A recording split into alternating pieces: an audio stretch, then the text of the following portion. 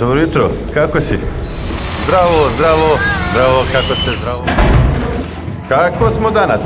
Hej, tupovi. Je li sve u redu, gospodo?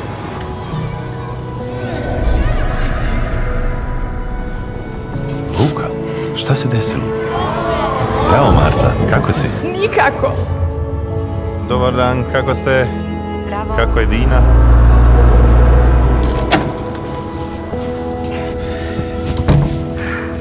Izvini. Bez brige.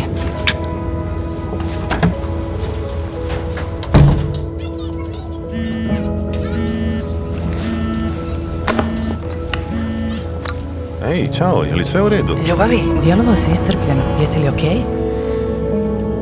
Sad jesam. Bila je naporna nedjelja. Uvjerimo se da su svi dobro ovih praznika.